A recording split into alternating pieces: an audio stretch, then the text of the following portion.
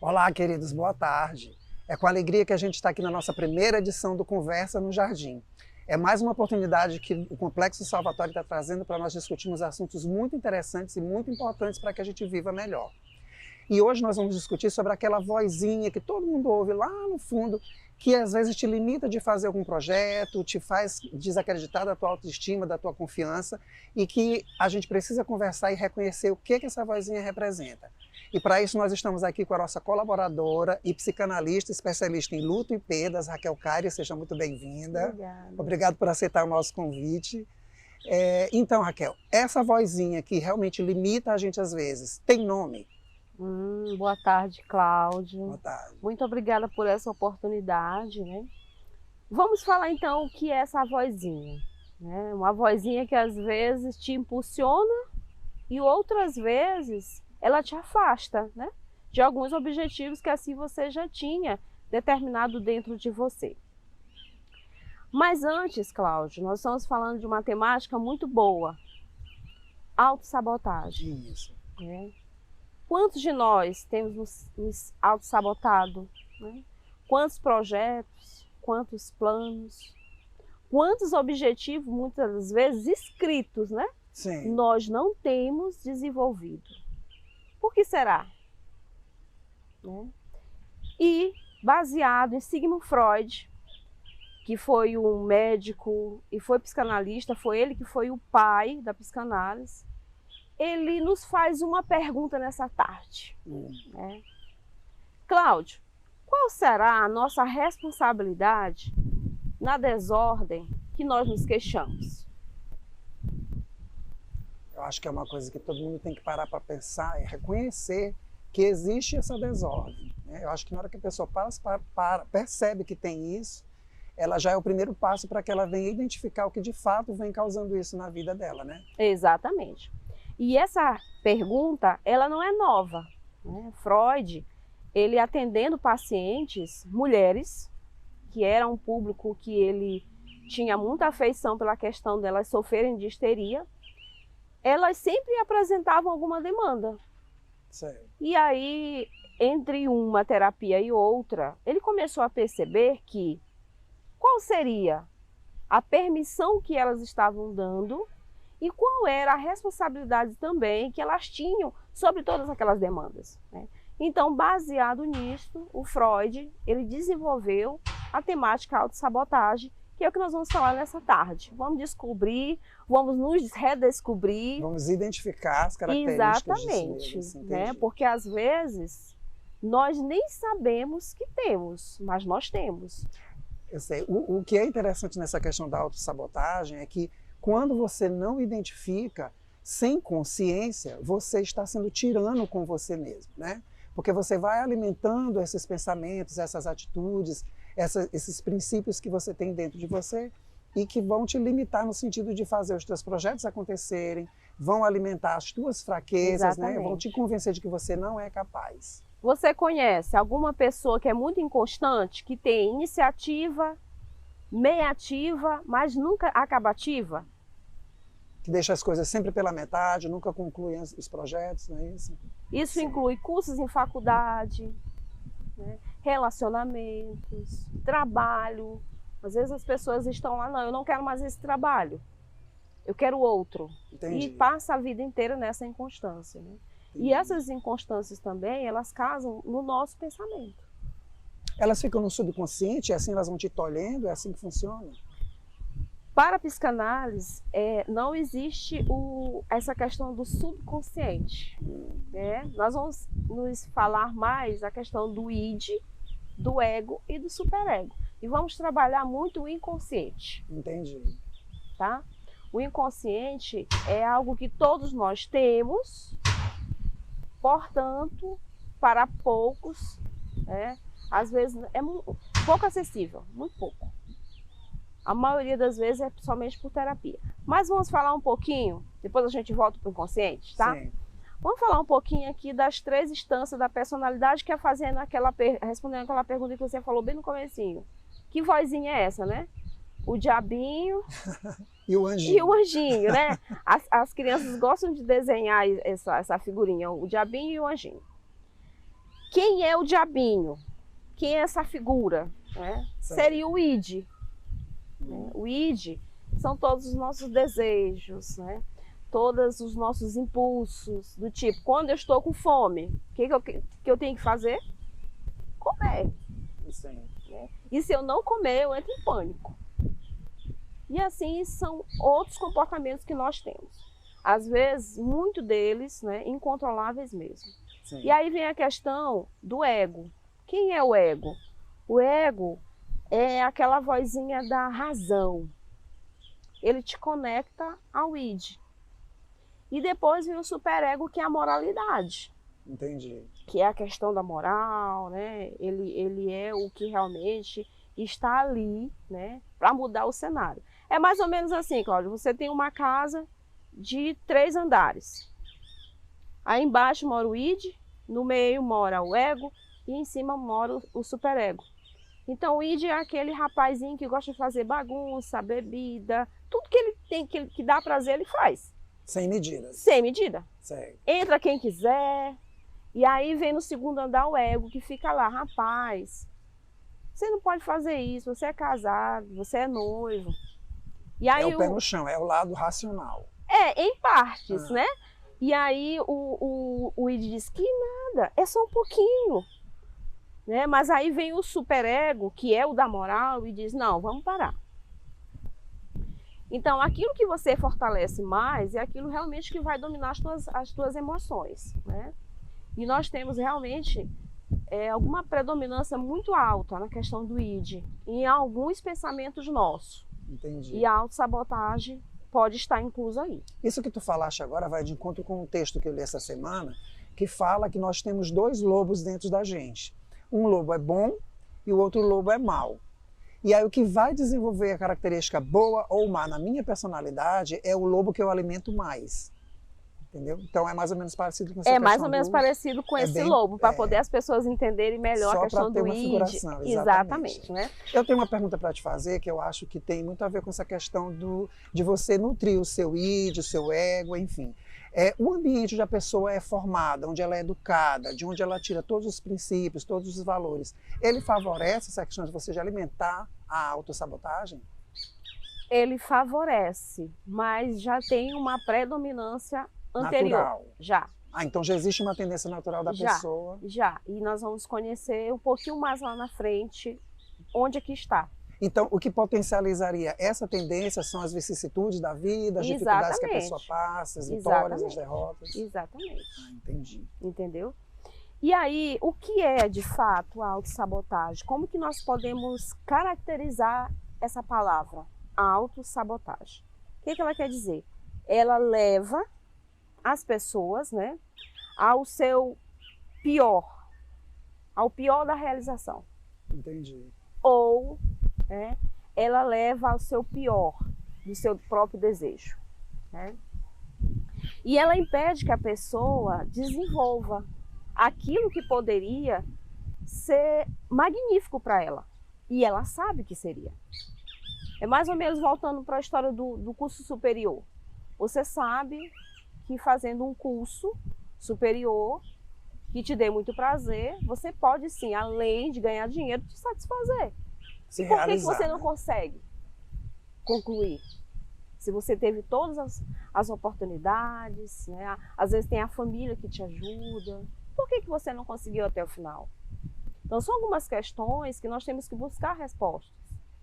Porque, Cláudio, tem pessoas que sofrem sem saber a causa desse sofrimento. Entendi. Né? E a autossabotagem, ela também tem uma outra palavrinha que nós chamamos no dia a dia, é o empurrar com a barriga. É a famosa procrastinação, que é a preguiça. Também. Popularmente falando, né? Exatamente. Né?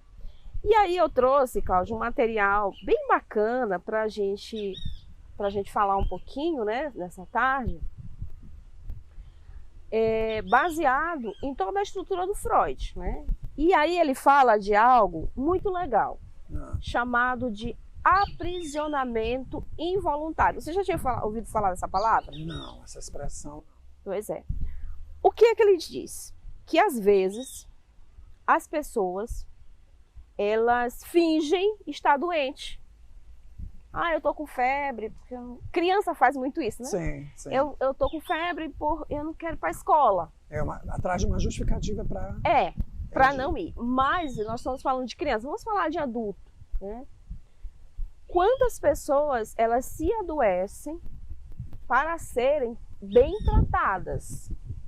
Porque elas julgam que não tem, assim, só por serem pessoas, elas julgam que não são queridas o suficiente para alguém se preocupar com elas. Exatamente. Né? Elas precisam estar naquela posição de vítima para que alguém... Para chamar a atenção. Exatamente. Venha trazer, às vezes, uma toalha para ela no banheiro, venha trazer comida para ela.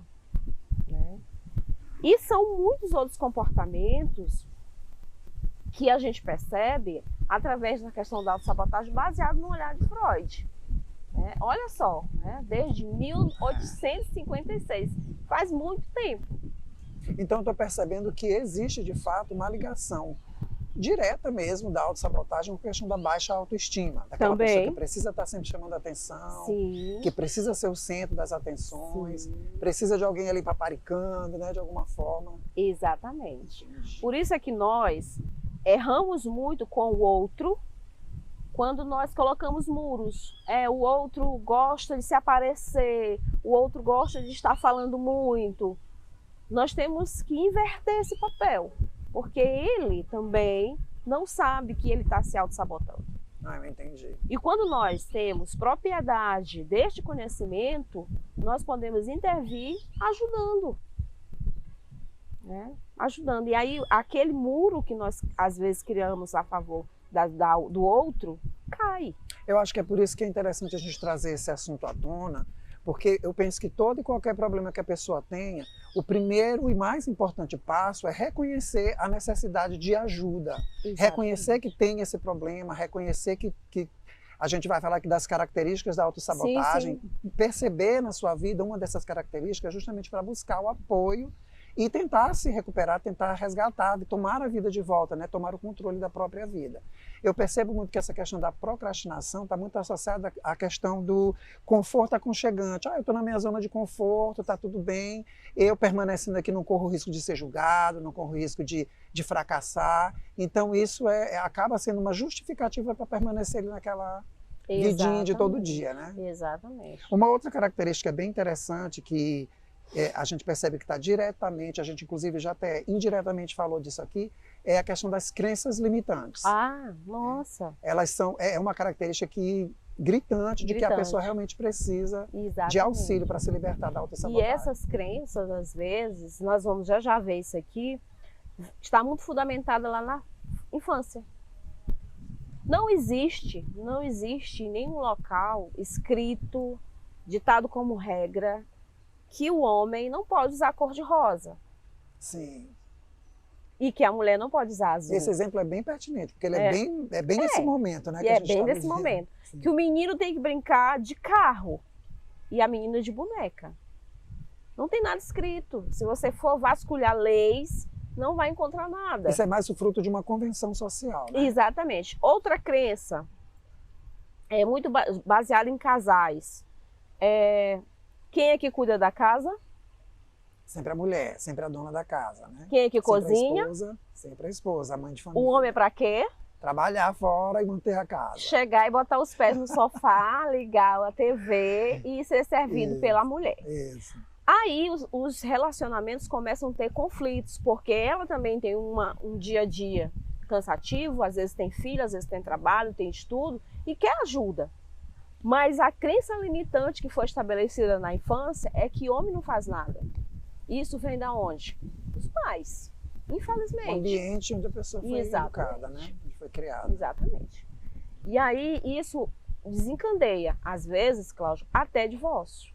Sim, porque é uma discussão aqui, outra ali, outra amanhã e nós já sabemos o caminho. A questão das crenças limitantes, ela é um pouquinho complicada, porque nós já temos uma tendência natural de perceber na outra pessoa as crenças limitantes dela, né?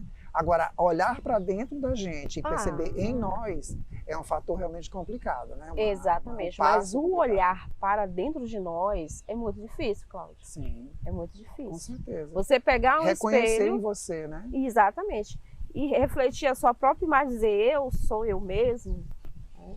O que eu tenho feito, né? Não é fácil. Já aconteceu aí, trazendo para o teu dia a dia no consultório, nos teus pacientes, de você mostrar para um deles que ele tem uma crença limitante, que é latente, super fácil de perceber, e ainda assim ele resistiu em admitir que tinha? A primeiro momento, a maioria sim, se questiona. Então isso é uma característica normal de si? Acho que não, é normal, usa muito essa expressão. Normal para ela, normal. Né? Dentro do... Mas no decorrer das terapias, das sessões, e após algumas investigações do próprio inconsciente, que isso quem faz é o paciente e não o analista, ele vai descobrindo onde ele tem falhado, onde ele pode melhorar, como ele pode fazer isso. Cláudio, todos nós deveríamos fazer terapia.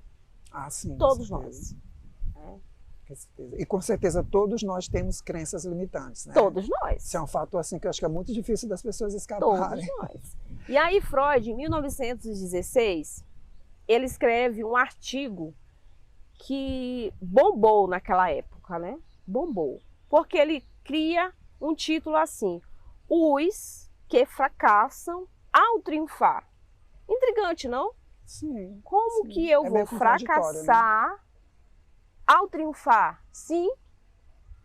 O que ele diz? Que esse artigo surgiu a partir dos atendimentos das pessoas que ele fazia em consultório. Né?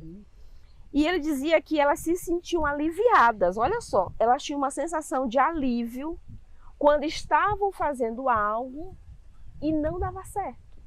Pois é, eu percebi também nas leituras que eu fiz sobre esse assunto, que da mesma forma como tem gente que tem medo do fracasso, isso é uma característica também da autossabotagem, tem o contrário, né? Tem a outra vertente, as pessoas que têm medo do sucesso. Do sucesso. Explica pra gente essa diferençazinha. E aí, como foi que Freud conseguiu conduzir tudo isso? Ele, não, mas como que a pessoa sabe que vai vencer, mas sabe que tem potencial para isso. Exatamente, mas ela não quer.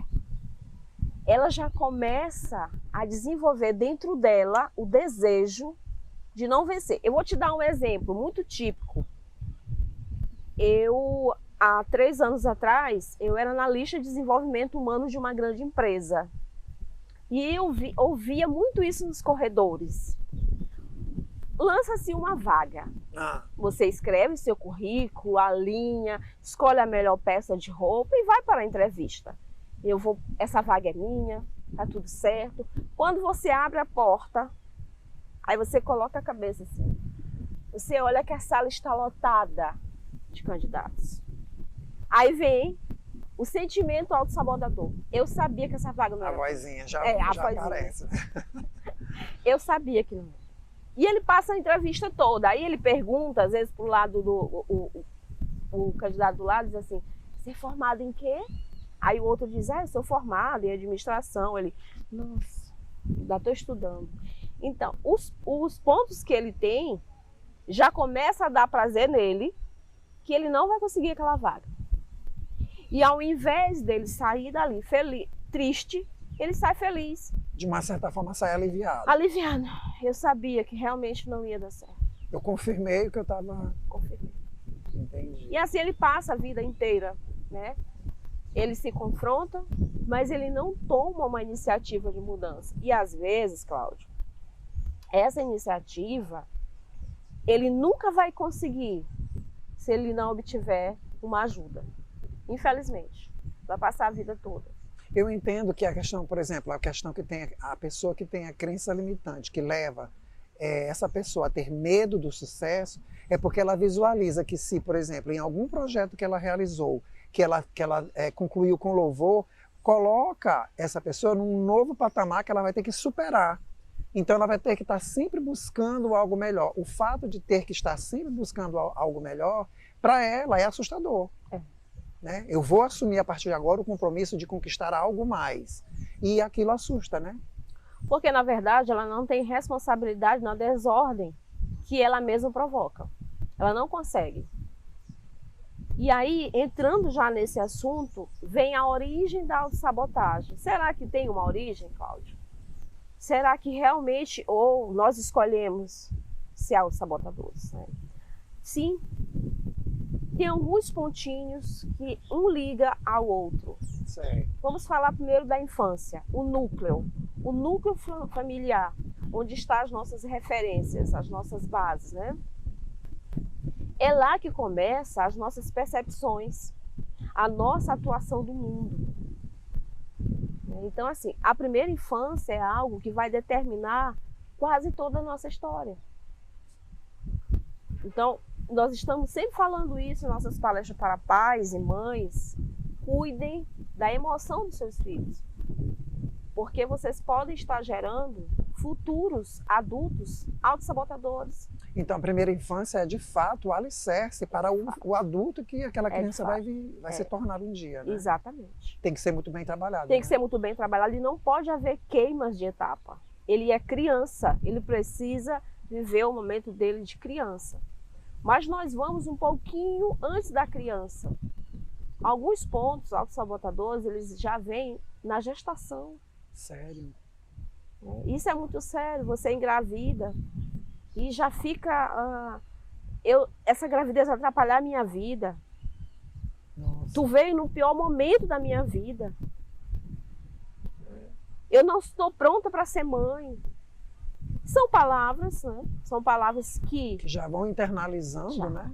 É incrível porque você não está, no caso, a mulher que gera um filho, né, que está grávida, ela não está gerando só um corpo físico, ela está gerando uma personalidade. Exatamente. Né? No ventre. Então, assim, de fato é muito importante a pessoa ficar atenta às coisas que ela fala, às crenças que ela carrega, né? É muita responsabilidade, tanto para o pai, especialmente para a mãe que está gerando uma vida, né? A maneira com que ela se direciona a essa criança, ela já vai trabalhando a personalidade dela, né? Exatamente, Cláudio.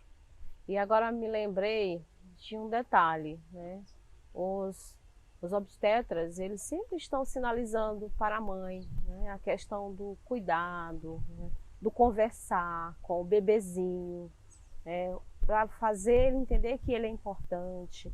Dá um nomezinho para ele logo quando ele ainda estiver no ventre, porque ele já cria uma identidade. É, já se sentir valorizado desde o princípio, né? Exatamente. E essa questão aí da identidade, Cláudio, existem muitas pessoas adultas que não sabem a sua identidade. Eles têm um RG documentado, né? Entendi. Mas eles não sabem quem de fato eles são. Por isso eles avançam, perdem, avançam de novo. Se acham e se perdem na decorrência. A todo tempo. Entendi. Né?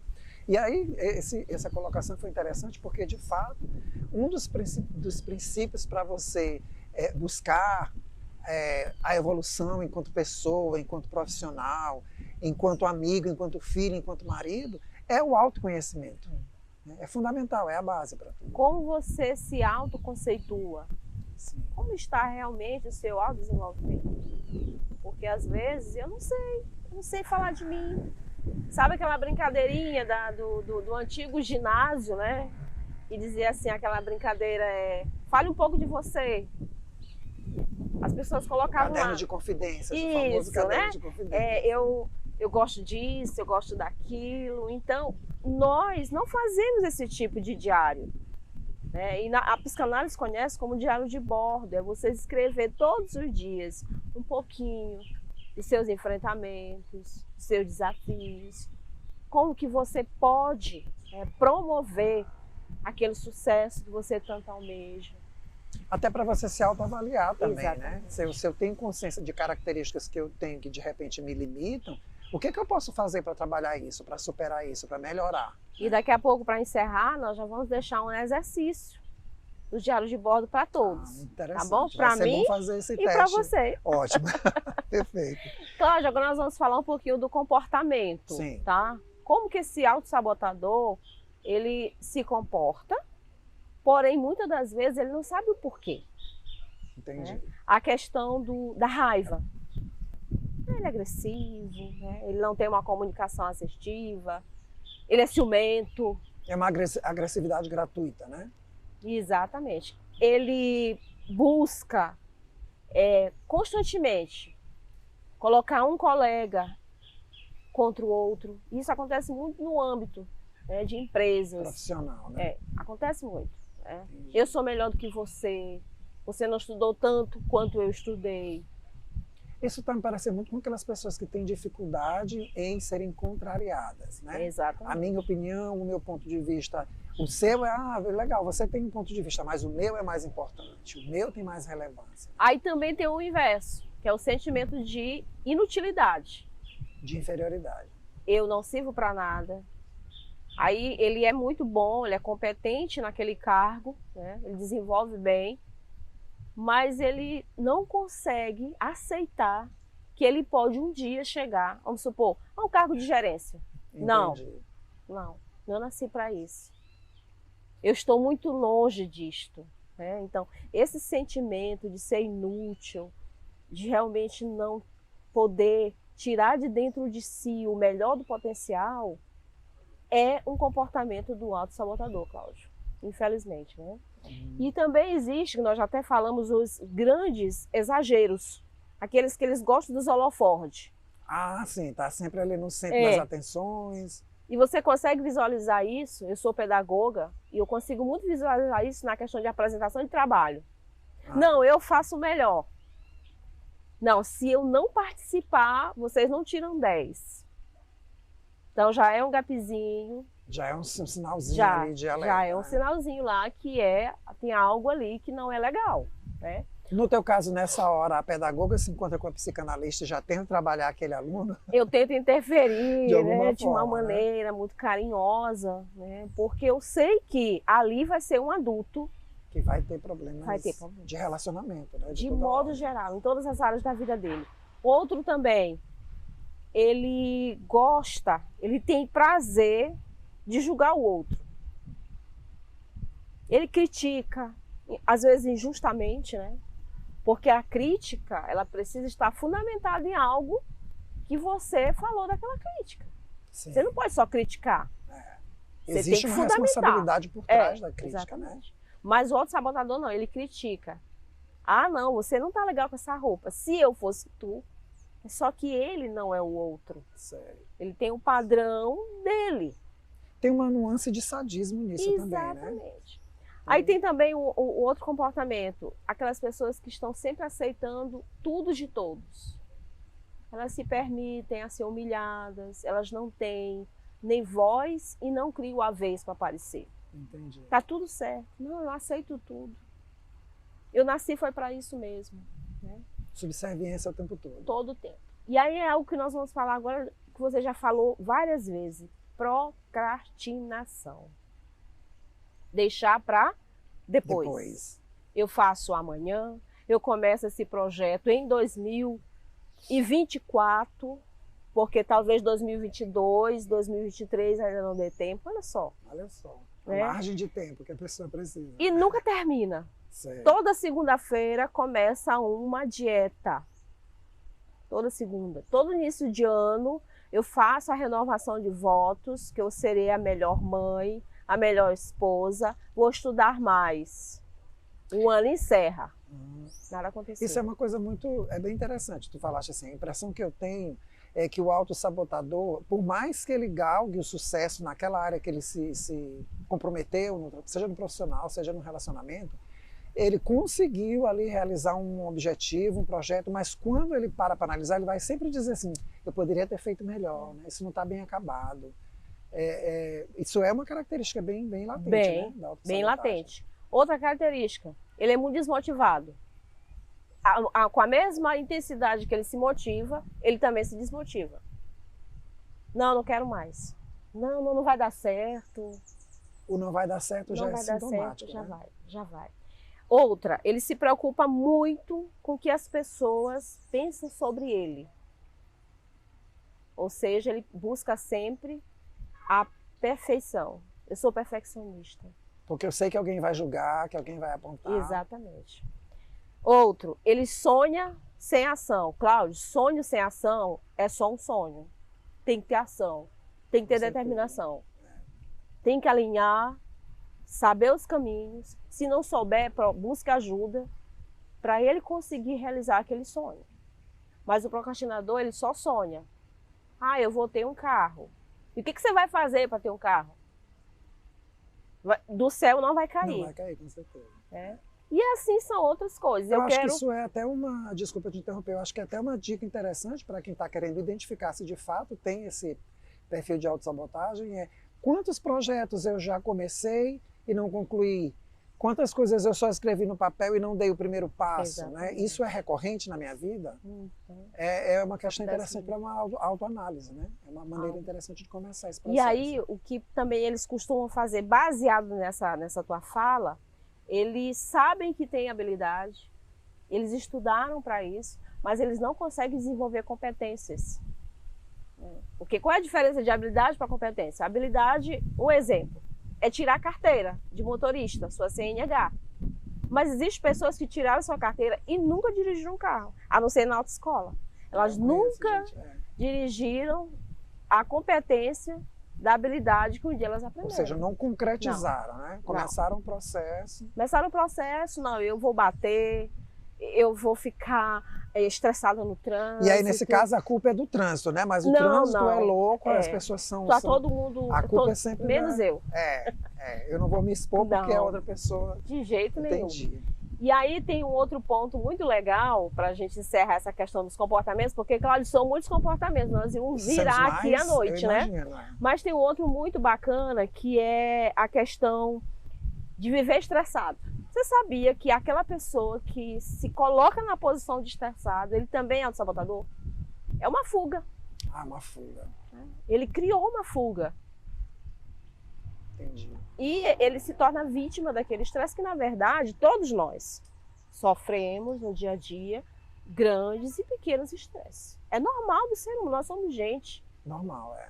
Como você administra que é diferencial. Exatamente. Né? Você tem que dar o equilíbrio. Sim. Você tem que dar equilíbrio para tudo na sua vida. Certo? Então, esse aí, claro, são alguns pontos que tem um autossabotador. E agora nós vamos falar como mudar essa história. Isso, né? E agora eu vou melhorar aqui o ponto para a gente deixar para o nosso público, né? Como melhorar? Eu ia mesmo trazer esse tópico à tona, que é justamente como quebrar esse ciclo, né? A gente já falou agora as características, até para ajudar, de repente, alguém quem acompanha a gente, quem está em casa, sobre se reconhecer dentro de uma característica dessa e, através disso, reconhecer que precisa de ajuda. Mas, assim, beleza, eu tenho essa característica, eu tenho essa tendência, mas e aí? Qual é o primeiro passo? Daqui para frente, o que eu preciso fazer? Cláudio, o primeiro passo, escrever uma nova história. Sua, minha, a sua. Como que a gente faz isso? Liste quais são os pensamentos que te impedem de conquistar. É a timidez? É a raiva? É a preguiça? Quais são? É a inconstância? Eu começo ou não termino? Coloca no papel, escreve, separa uma agenda específica para isso, que só você tem acesso de preferência, e liste lá quais são os meus medos. Eu tenho medo de escuro. Eu tenho medo de falar ao público. Sim. Eu tenho medo de andar numa rua sozinha. Liste seus medos. Liste suas angústias.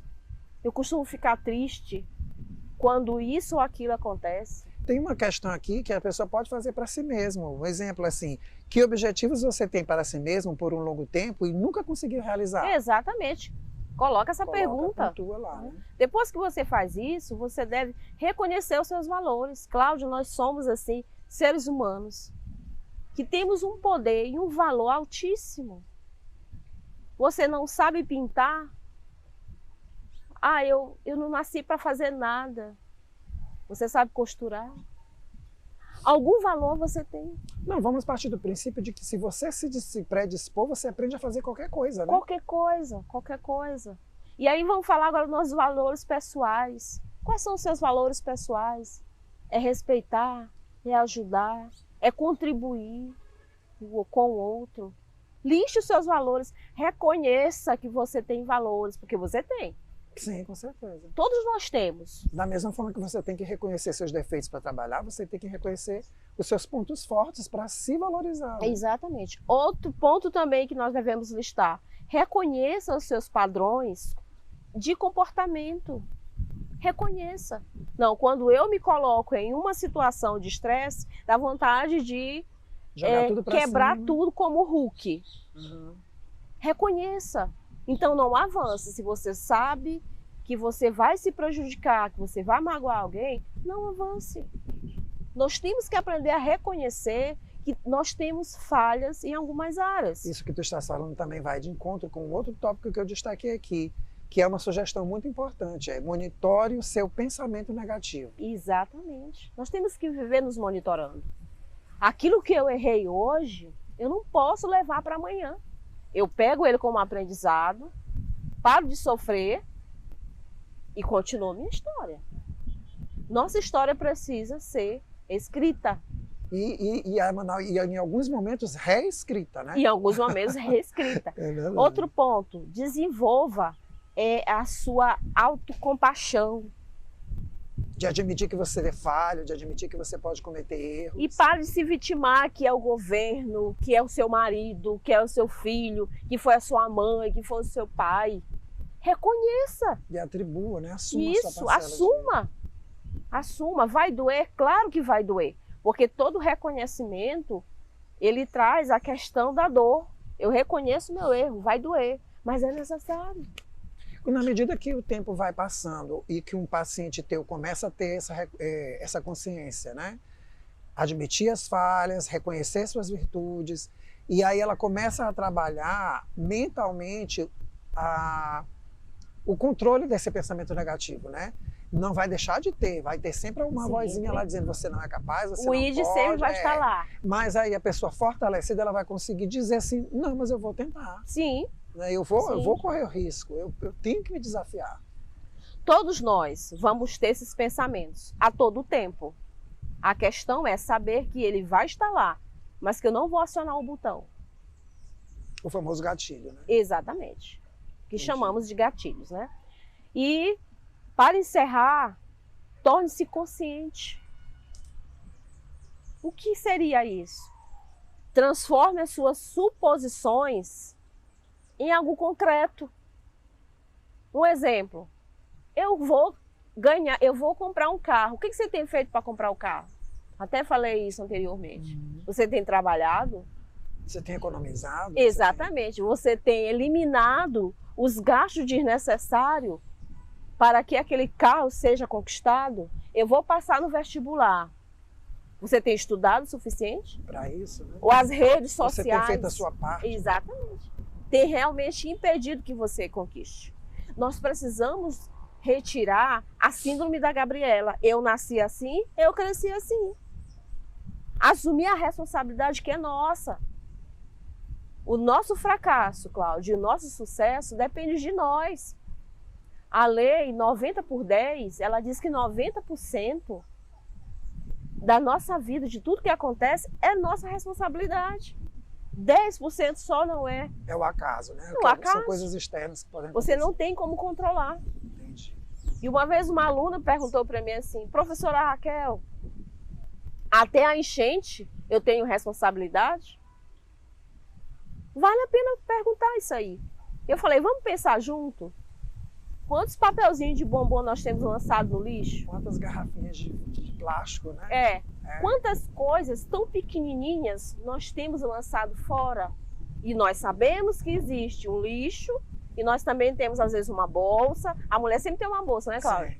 Coloca lá, recolhe.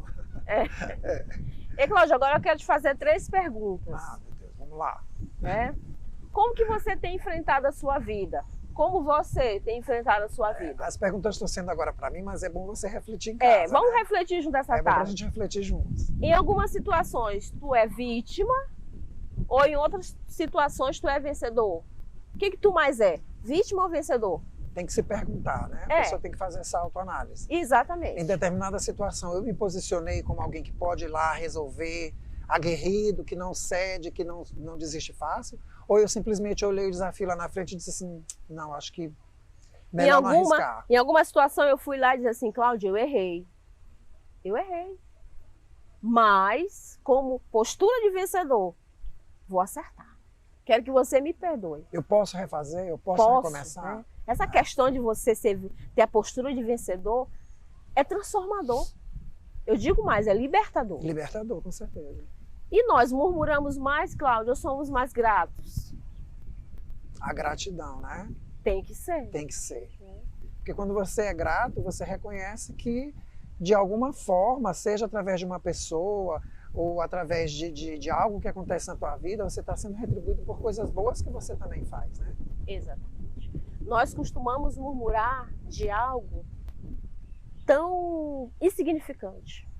Se está quente, você reclama porque você mora no Maranhão. E assim vai, são coisas pequenas demais, né?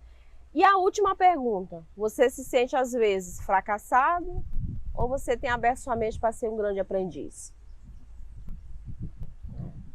Muitos de nós temos esse pensamento, o fracasso. E se entrega para isso. E se entrega para isso. Aí vem uma outra crença, Cláudia, uma outra crença limitante. Filho de pobre não tem sorte. Chance, não tem sorte, não tem chance. Eu digo Enquanto sempre, que a gente vê vários casos aí, né, de pessoas provando o contrário, né? provando ao contrário. Eu sou a prova viva disso. Oportunidade você sempre vai ter. E quando não houver, crie. Busque, né? Busque. Não deixe passar.